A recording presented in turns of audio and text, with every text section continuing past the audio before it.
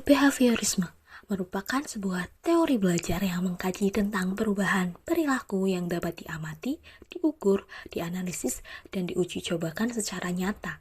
Aliran ini memberi masukan dalam mencapai perubahan adicita, pemahaman, dan model perilaku bagi seorang individu. Menurut Ivan Pavlov, teori behaviorisme adalah proses belajar yang terjadi melalui asosiasi antara stimulus dan respon, atau dikenal dengan istilah classical condition. Pavlov bereksperimen kepada seekor anjing yang diberikan makan. Lalu, anjing tersebut tidak merespon, dan Pavlov mencoba membunyikan bel sebagai stimulus. Kemudian anjing tersebut merespon dengan mengeluarkan air liur dan memakan makanan tersebut. Dapat diartikan bahwa jika stimulus dilakukan secara berulang, maka akan terjadi respon alami. Menurut B.F. Skinner, ia mengemukakan bahwa hubungan antara stimulus dan respon bisa terjadi akibat interaksi dengan lingkungannya, sehingga akan muncul perubahan perilaku. Agar interaksi antara stimulus dan respon ini terjalin semakin kokoh dan kuat, maka harus diberikan penguatan atau reinforcement. Ia membagi dua reinforcement, yaitu positive reinforcement dan negative reinforcement.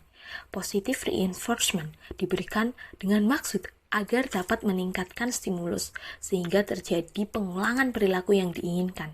Sedangkan negative reinforcement ini diberikan dengan maksud untuk memperlemah atau memutus perilaku yang tidak diinginkan. Contohnya adalah jika siswa disiplin, maka siswa tersebut akan mendapatkan achievement. Namun, jika ada siswa yang melanggar aturan ataupun datang terlambat, ia akan mendapatkan hukuman dan teguran agar ia tidak mengulangi perilaku atau tindakan tersebut karena dianggap tidak baik. Biasa disebut operant condition. Kelebihan behaviorisme. Yang pertama, terbentuknya perilaku yang diharapkan oleh pendidik. 2.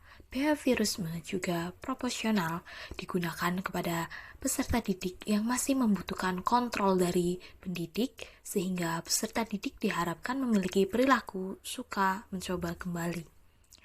3. Behaviorisme sangat proporsional digunakan dalam pembelajaran yang membutuhkan praktik dan kerutinan yang memiliki komponen kelajuan, kesertamertaan, dan stamina. 4.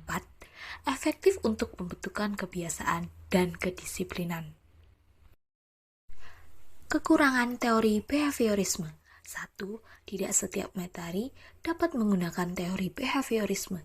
2. Teori behaviorisme ini mengarahkan peserta didik untuk berpikir satu arah, terpusat, tidak memiliki kreativitas, kontraproduktif, dan mengarahkan peserta didik menjadi individu yang pasif karena menganut teacher center. 3. Bahan ajar yang digunakan telah disusun terlebih dahulu. 4. Belajar hanya dipandang pada reaksi yang membuat peserta didik kurang aktif dan kurang berpikir kritis. Strategi penerapan teori behaviorisme pada era sekarang, yaitu bisa menggunakan experiential learning, di mana siswa dapat belajar melalui pengalamannya secara langsung serta merefleksikan diri. Contohnya yaitu magang, role play, dan kunjungan lapangan. Dan dapat dibarengi dengan pembelajaran yang berbasis drill dan praktik interaktif. Siswa dapat aktif dan adaptif dalam pembelajaran, serta memudahkan dalam penguatan konsep dasar. Menurut saya, teori behaviorisme ini masih relevan dan penting diterapkan dalam pembelajaran abad 21, karena siswa juga harus memiliki kedisiplinan serta perilaku yang baik dalam berkehidupan sosial.